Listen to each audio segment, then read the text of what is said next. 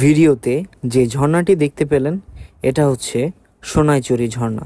আর এই সোনাইছড়ি ঝর্ণাতে আমি কিভাবে গিয়েছিলাম এবং কত টাকা খরচ করে গিয়েছিলাম তাই দেখাবো এই ভিডিওতে। চলেন তাহলে ভিডিওটি শুরু করা যাক।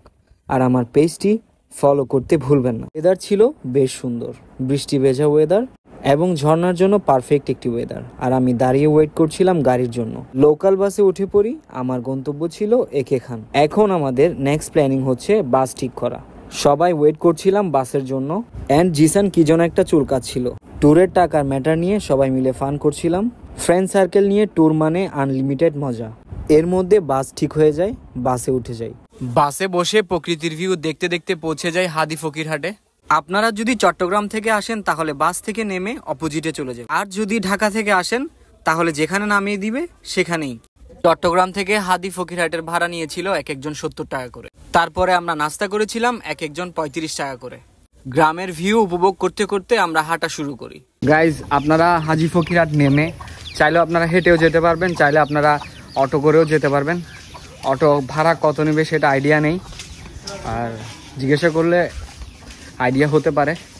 আমরা যাচ্ছি হেঁটে হেঁটে, বিকজ আমরা ট্রেকিং পছন্দ করি, দ্যাটস ওয়াই আমরা হেঁটে যাচ্ছি। সোনাইছড়ি হোটেল অ্যান্ড রেস্টুরেন্টে আমরা আমাদের দুপুরের খাবার অর্ডার করি, প্লাস আমাদের ব্যাগ, আসবাবপত্র, জিনিসপত্র সব ওই দোকানেই রাখি।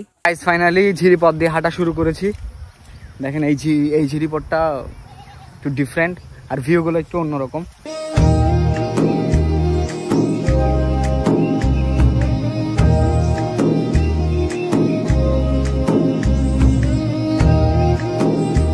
ঝর্ণাতে যাবার মেইন মজা হচ্ছে ঝিরিপথ ধরে হাঁটা। আপনার এই ঝিরিপথ ধরে হাঁটার ফিলিংসটাই অন্যরকম, সেটা আপনাদেরকে বলে বোঝাতে পারবো না। যারা আসবেন, যারা ট্রেকিং করে ঝিরিপথ দিয়ে হেঁটে গেছেন তারাই বুঝতে পারবেন। এই দেখেন ইমতিয়াজের অবস্থা। ঝর্ণায় যাবার জন্য আপনাদের এমন পিছিল পিছিল পাথর ধরে হেঁটে যেতে হবে, প্লাস আপনাদের পাহাড় বাইতে হবে। অনেক সতর্কতা অবলম্বন করে হাঁটতে হয়, বিকজ একটু 19-20 হলেই পায়ে ব্যথা পাওয়ার সম্ভাবনা রয়েছে। পুরো ট্রেকিং এর মধ্যে আমার এই জায়গাটা অনেক ভয়ঙ্কর লেগেছে, বিকজ একটু 19-20 হলে নিচে পড়ে যাওয়ার সম্ভাবনা রয়েছে। অনেক কষ্ট করার পর যখন আপনারা এরকম ভিউ দেখতে পারবেন, আপনাদের অনুভূতিটাই অন্যরকম লাগবে। ঝর্ণায় যাবার পথে এমন ছোট ছোট অনেক ঝর্ণা দেখতে পারবেন। ঝর্ণার পানিগুলোতে যখন ভিজবেন নিজেকে অনেক ফ্রেশ লাগবে, এবং ঝিরিপথ ধরে যখন হাঁটবেন অজানা অনেক কিছু দেখতে পারবেন এবং অনেক কিছু জানতে পারবেন। হাঁটতে হাঁটতে আমার ক্ষুধা লেগে যায়। ভেজা শরীর নিয়ে ঝর্ণার পানিতে বসে খাওয়ার অনুভূতিটাই অন্যরকম। সোনাইছড়িতে আসলে রিস্ক নিয়ে আসতে হবে। যারা রিস্ক পছন্দ করেন না তারা আসবেন না। এটা অনেক রিস্ক। একটু 19-20 হলে পা মচকাতে পারে, পা ভাঙতে পারে, ইভেন আপনার মারাত্মক দুর্ঘটনা হতে পারে। এটা আপনি ফেস করতে পারবেন না। প্রায় 3 ঘন্টা এত কষ্ট করার পর যখন এইসব ভিউ দেখতে পারি, বলার মতো না গাইস, বেশি ফিল। অনেক কষ্ট করে আসার পর যখন এইসব ভিউ দেখবেন তখন আপনার কষ্ট পানি হয়ে যাবে, কষ্ট লাগবে না।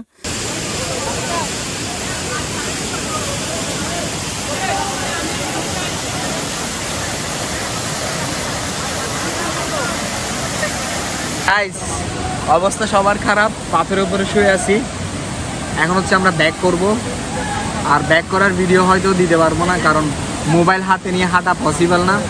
এখানে পাথর, প্রচুর পরিমাণ পিচ্ছিল, যে কোনো মুহূর্তে যে কোনো দুর্ঘটনা হতে পারে, তাই আর ভিডিও নিতে পারবো না। একবারে দোকানে গিয়ে খাবারের সময় দেখা হবে। গাইস, এখন আমাদের সবাই মোটামুটি ফ্রেশ।